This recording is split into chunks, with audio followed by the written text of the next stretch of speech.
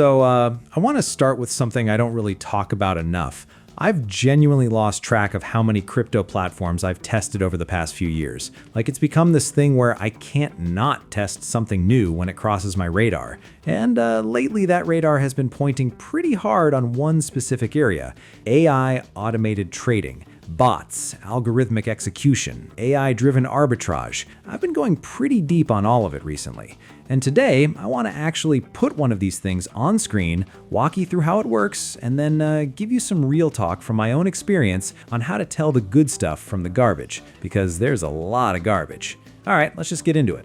So let me show you what properly built automated trading technology actually looks like when it's working the way it should. Like, step by step, what's the actual flow here? First thing I'm doing is pulling up the platform and hitting Launch Bot right here. Okay, it's open. So straight away, it's presenting me with trading pair. And the reason there are this many coins available is because this bot operates across 18 plus exchanges simultaneously, which is what creates that kind of selection. Okay, here I'm clicking into live mode, and now it requires my address. So I'm flipping over to my wallet. Okay, I'm in, finding the address here, copying it, jumping back over to the platform, and pasting it. Good. Now, capital allocation. This is just setting how much capital the bot is actually working with this session. I'm going with right around that number. That's where I want it. And that rolls directly into risk level, which is basically the bot's leash. Like, I'm defining how far it's allowed to reach on aggressive trades before it has to pull back. I'm landing mine somewhere here, enough to actually generate meaningful activity. And then the last thing I need to set is arbitrage strategy, which is just the specific methodology the AI is going to follow throughout the session, which approach it uses to find and exploit price gaps across all those exchanges. Okay, this all looks right, nothing to change, let's go. So deposit screen is up now, and one thing worth knowing here is that I'm not locked into Bitcoin. I've got complete flexibility over which token I use to settle this. I can just go with whatever happens to be most practical for me at this particular moment, which is just removes a whole step from the process. I'm going with whatever's convenient for me right now. Hang on.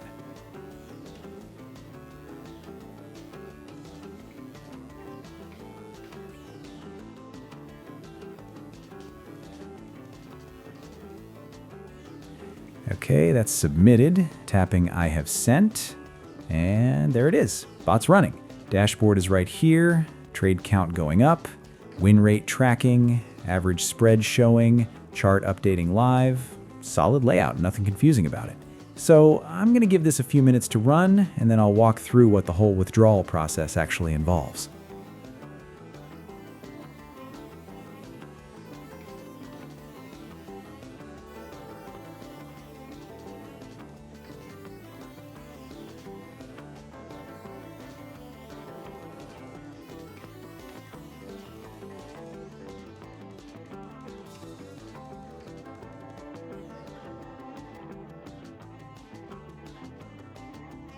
Okay, time's passed. I'm going in and hitting stop right now. So this screen here is the full breakdown. How long it ran, total number of trades that went through, which strategy was active, the win rate, and the final profit after the platform's fee has already been taken out. Okay, tapping withdraw now. Just sitting here while that processes. So, okay, while that's moving, testing platforms is something I've been doing seriously for years now. And I want to be specific about what serious means in this context. It means I go in with a process. I'm not just depositing and hoping. I'm watching how things behave, tracking withdrawal patterns, looking for inconsistencies in how the platform communicates. And even doing all that, I've still ended up inside scam projects more times than I'd like.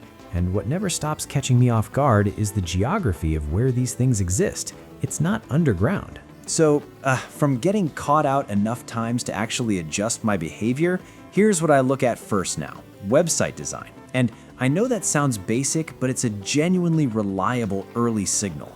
Fake projects almost always look subtly wrong. Fonts that don't match across pages, layout sections that feel copy-pasted from different sources, images that have that generic quality that doesn't quite fit the context. It passes a fast scroll and then starts to fall apart when you actually sit with it.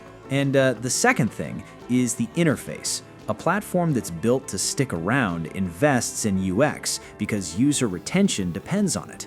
A platform that's built to disappear doesn't have that incentive, so the interface tends to be either weirdly complicated in a way that doesn't serve any real purpose. And so here's where I'm actually landing on this specific platform. I've been running it for a few weeks now, and not passively. Over 26 sessions tested across the full range of tokens the bot supports, changed up my settings and allocation sizes throughout, because consistency under varied conditions is the only thing that actually tells you something real. Lucky streaks don't survive that kind of sustained pressure. Genuine performance does. And this has survived it. Every session, every withdrawal, every stat has been exactly what it's supposed to be. Nothing weird, nothing that made me pause.